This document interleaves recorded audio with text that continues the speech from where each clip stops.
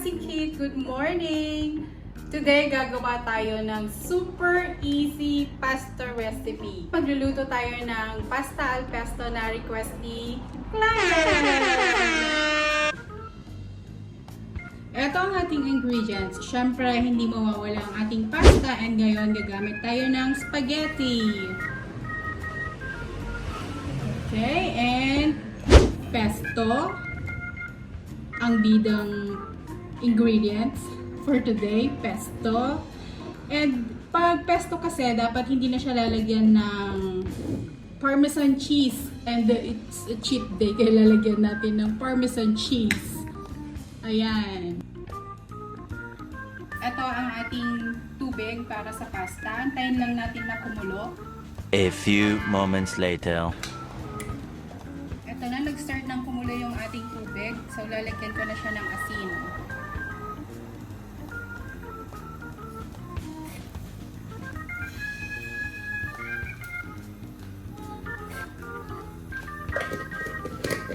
And yung ating pasta. Ang ating spaghetti ay lulutuin natin ng 5 minutes. O diba, super easy siya. 5 minutes lang. So, ayan na. Kumukulo na siya. Ilagay na natin yung ating pasta.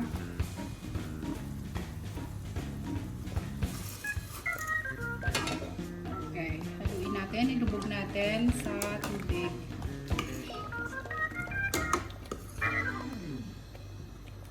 And let's wait for 5 minutes. Habang inaantay natin yung ating pasta na maluto, lagyan natin dito sa bowl yung pesto. Sa susunod kong video, ituturo ko sa inyo kung paano gumawa ng pesto. Ayan. Basil siya, guys. Basil leaves. Na merong garlic. Yung iba, pwedeng walang garlic. Pero meron tong pine seeds. Kumukulo siya. Kukuha tayo ng starch from sa ating pasta. And then, lalagay natin sa ating pesto. Kasi, dapat ito gagawin nating creamy. Well, nung una, ang ginagawa ko, direct na siya sa pasta, yung pesto. Hindi pala ganun, guys. Mali yun. Ito ang tama. Dapat lalagyan mo na siya ng hot water from the pasta. Tapos, yan, ganyan. Halu-haluin mo siya. Tapos, magki-cream siya. Ito na yung ating creamy pesto. Antayin natin maluto yung pasta. Well, alam nyo guys, meron akong kilalang gumagawa ng pesto na napakagaling yung gumawa. Sarap ng kanyang pesto. Walang iba kundi si aking Auntie Teta from Nueva Ecija. Ang kwento niya, mula nung umuwi siya, nagtanim siya ng mga herbs. So, meron siyang rosemary, meron siyang basilico, basil, and marami pang iba na mga ginagamit sa Italy na mga herbs para hindi niya na mamimiss yung mga food from Italy. Pwede na niyang gamitin pwede niyang gawin kahit nasa Pilipinas siya. And syempre, hindi nawala sa kanyang garden yung kanyang basil. Kaya gumagawa pa rin siya ng pesto. 5 minutes later. Luto na yung ating pasta, mga kasingkit. So, transfer na natin.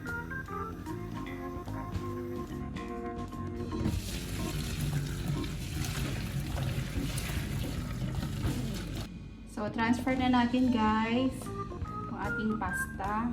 So, ngayon, lagay na natin yung ating pesto. Naalala ko yung kumari ko, si Army. Hello, Mars.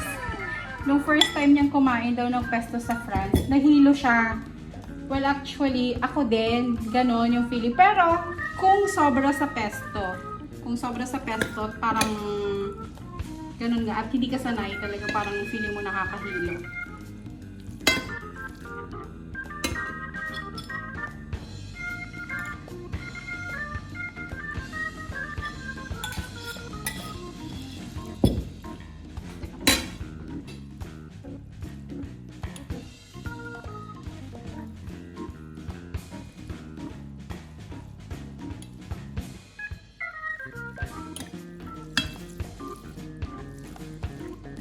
Pwede nyong hindi na talaga to dapat nilalagyan. Pero gusto ko merong parmesan kasi masarap ang parmesan cheese.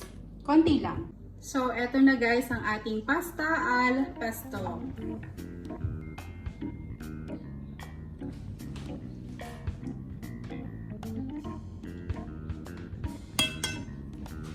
Masaya mo?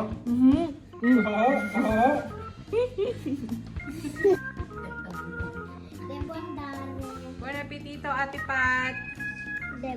Grazie! Buon appetito, Auntie! Grazie, buonissimo.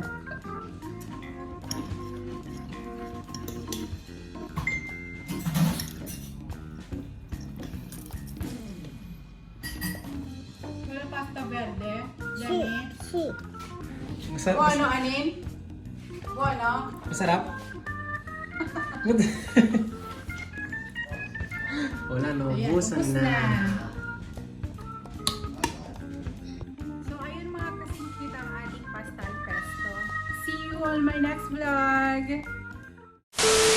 Please don't forget to like my videos, subscribe to my channel, and also ring that bell button to keep you updated.